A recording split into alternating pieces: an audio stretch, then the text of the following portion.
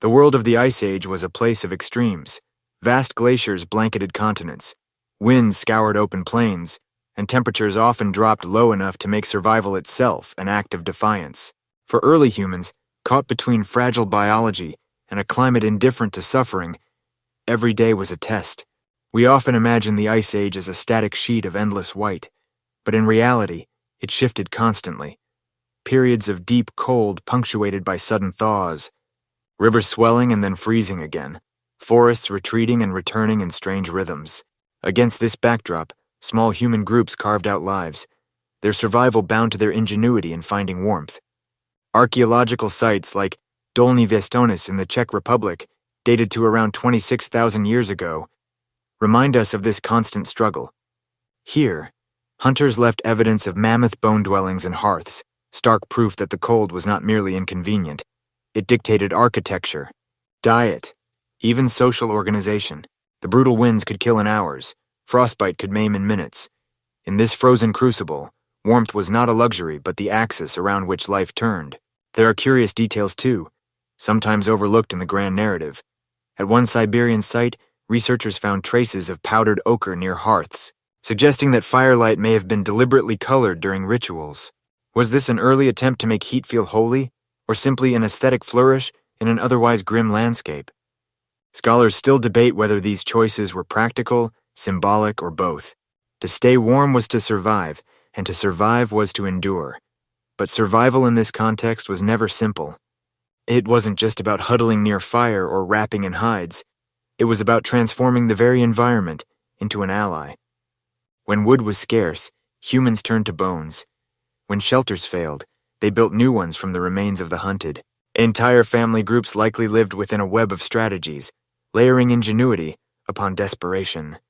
And yet, there's something strangely familiar here. Our modern homes, with central heating and insulated walls, are descendants of those first choices to fight the cold with creativity. The Ice Age did more than test humans. It shaped us. It demanded resilience, yes, but also imagination. In the deep freeze of 40,000 years ago, warmth became not just a need, but the foundation of culture, ritual, and perhaps even the earliest sparks of storytelling by firelight. The story of how humans endured such a merciless climate begins here, with the cold itself, relentless, shaping every decision and forcing new ways of life. Animal skins became the armor of survival. When we picture early humans trudging through snow, it is easy to imagine them draped in furs, but the truth is more ingenious than that.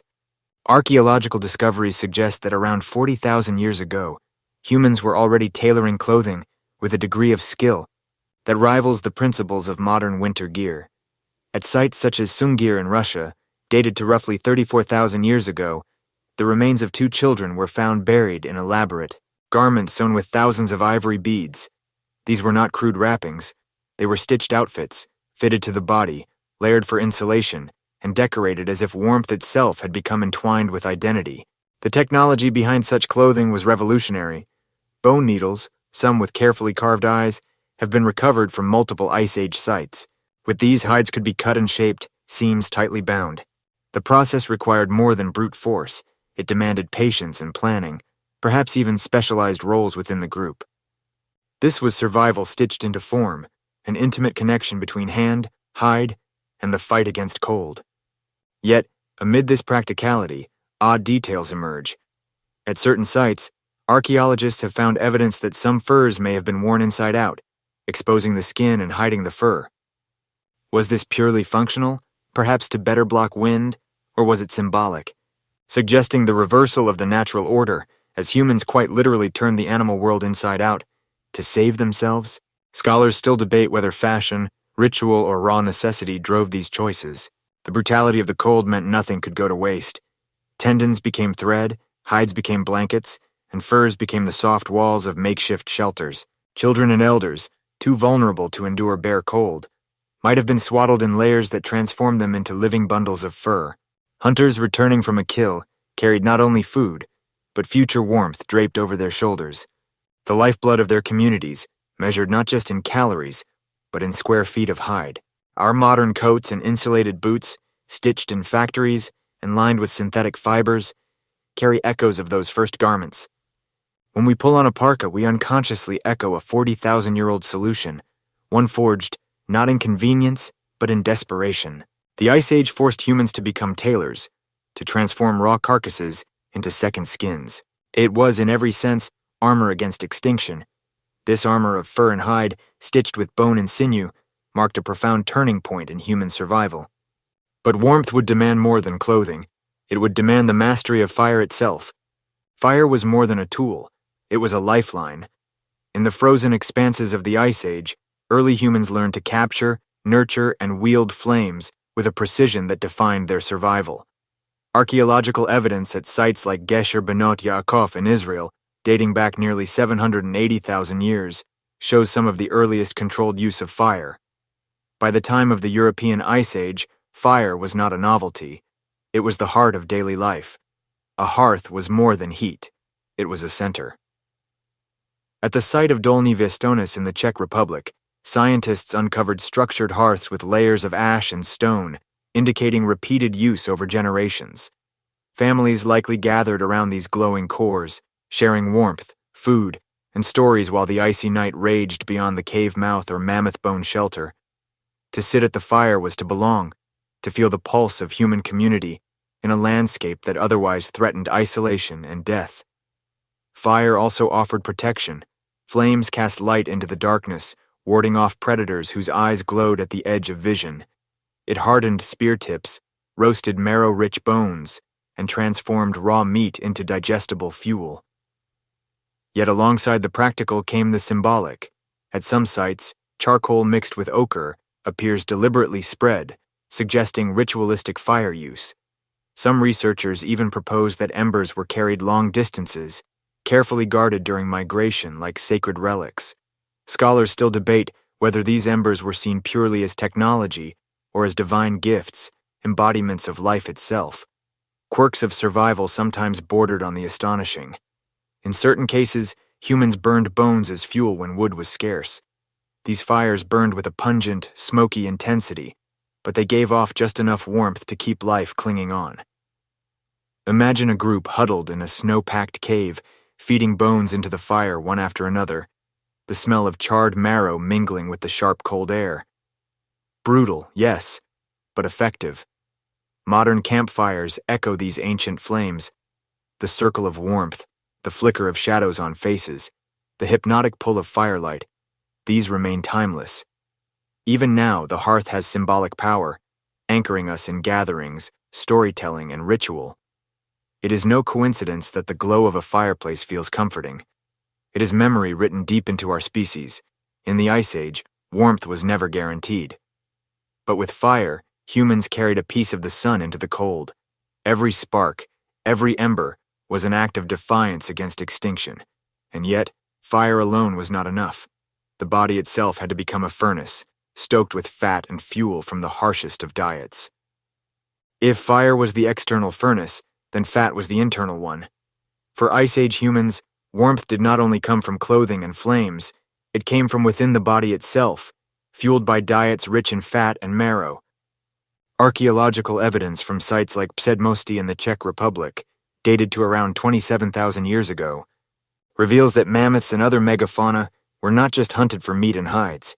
Their bones were deliberately cracked open to extract marrow, a calorie-dense treasure that acted as prehistoric antifreeze for the human body.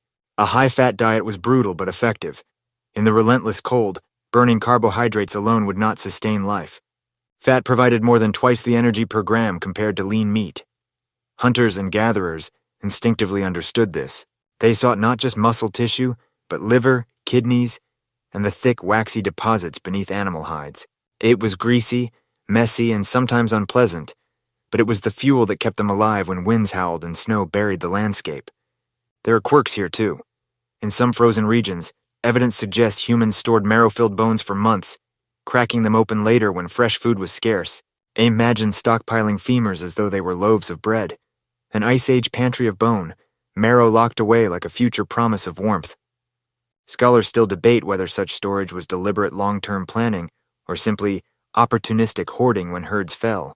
Of course, diets this heavy in fat and protein carried risks.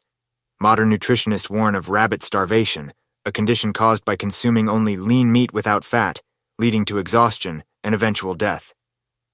Early humans seemed to know this instinctively. They avoided relying on rabbits and other small game as primary food sources during winter. Instead, they pursued mammoths, bison, and reindeer, creatures that carried the fat necessary to keep human metabolisms burning, hot through long nights of freezing cold. What's remarkable is how these dietary strategies shaped not only survival, but human evolution itself. The demands of processing fat and marrow, the shared labor of hunting and butchering, the communal feasting around fires, all of this reinforced bonds of cooperation. In many ways, calories became culture. Our very brains, large and energy-hungry, thrived on this high-fat diet. The Ice Age didn't just challenge human biology, it rewired it. Even today, echoes remain. Comfort foods heavy in fat on cold nights, the primal appeal of roasting meat over flame, the instinct to eat rich stews in winter. These are shadows of Ice Age choices, etched into memory. For our ancestors, fat was not indulgence, it was survival. And yet survival in the cold required more than fire, clothing, and calories. It required shelter, structures built from earth, bone, and ingenuity to defy the elements. Shelter was the difference between life and death in the Ice Age. Open plains and howling winds offered no mercy, and caves were not always available. In response, early humans became builders, using the most unlikely of materials: bones, hides, and frozen earth. One of the most striking examples comes from the site of Mezhyrich in Ukraine, dated to about 15,000 years ago. Here, archaeologists uncovered dwellings made from the massive bones and tusks of mammoths, carefully arranged into circular walls and covered with hides. These shelters were more than crude huts. They were feats of engineering, designed to withstand storms and trap warmth inside. The image is haunting. Families huddled beneath mammoth bone arches, fires flickering against ivory walls, smoke seeping through carefully cut holes in the roof. These were not temporary camps. Some show signs of repeated use, with hearths, storage pits, and even decorative carvings embedded in the structure. The bones of giants became the walls of survival. Quirky details emerge in the debris. At Mezhyrich, a mammoth jawbone was used as the foundation of a wall, its massive teeth still intact. Other shelters contained painted symbols, as if protection required not only bone and hide, but also the power of ritual. Scholars still debate whether these dwellings were primarily practical homes, ceremonial spaces, or both. Were they the Ice Age equivalent of cathedrals, sanctuaries where warmth and belief intertwined? Not all shelters were so grand. Some groups dug pits into frozen earth, lining them with furs and branches to form insulated burrows. Others leaned mammoth ribs together, like giant ribs of a tent, creating portable frames that could be carried and rebuilt during migrations. Whatever the form, the principle was clear. The environment could be bent, reshaped, and repurposed into architecture. Even when stone and wood were scarce, the echoes of this ingenuity live on. Our insulated houses, with layered walls and windproof designs, are direct descendants of this prehistoric architecture. Even the idea of a family home as a center of warmth and protection may trace its lineage to the glowing hearths inside bone-built huts. Survival demanded construction, and construction demanded imagination. These shelters remind us that the Ice Age was not simply endured, it was negotiated with creativity. Every bone, every hide, every stitch of sinew became part of a larger strategy to turn hostile landscapes into livable spaces. But even with shelter and fire, one brutal truth remained. Fuel was scarce, and the quest for warmth often pushed humans to desperate extremes. When wood was scarce, the hunt for fire's fuel turned brutal. The frozen landscapes of Ice Age Europe and Siberia offered little in the way of sprawling forests, and what trees did survive often burned too quickly, or were buried beneath snow and ice. To keep their fires alive, early humans resorted to desperate measures, burning whatever materials could smolder long enough to keep warmth from slipping away. Archaeological traces from sites like Kostenki in Russia reveal scorched fragments of animal bone, suggesting that people deliberately fed bones into their hearths. Bone fires burned with a foul, smoky odor and produced less heat than wood, but they burned longer, offering a stubborn flame when no other option remained. Imagine families crouched close, noses wrinkling, as the sharp scent of marrow smoke filled their shelters, unpleasant but life-saving. Scholars still debate whether bone was used only in emergencies, or if it became a regular part of firecraft in particularly barren regions. Dung too became fuel. Herd animals such as reindeer and mammoths left behind droppings that, when dried, could be ignited. Modern desert communities still burn dung for cooking, and the same principle appears to have applied in Ice Age steppes. The idea of children collecting frozen dung for the evening fire may sound unglamorous, but in a world of scarce resources, nothing was wasted. Quirky evidence also suggests experimentation. At some sites, mixtures of grasses, charcoal, and bone fragments were found layered together, as if prehistoric firemakers tested recipes to coax maximum heat from minimal supplies. These inventive combinations show an almost scientific mindset: trial, error, and adaptation under relentless pressure. The brutality of these fuel choices is striking. Burning bones and dung is hardly the romantic image of a roaring campfire beneath starlit skies. It speaks instead to desperation, to the refusal to surrender warmth no matter the cost. Yet there is also resilience here. These practices reveal the lengths to which humans bent their world to survive, redefining what could be turned into heat. Modern analogies are not far away. During energy shortages today, people burn substitutes, coal, peat, even compressed waste, seeking the same goal: to outlast the cold. In this sense, the Ice Age inventiveness with fuel was not primitive, but timeless. Necessity pushed early humans to see fire not just as flame, but as a system, one that could be fed with the strangest of offerings. The quest for warmth did not end with clothing, shelters, or fire. Sometimes, the human body itself became the last source of heat, pressed against others in caves, where survival was measured not only in sparks, but in shared breath.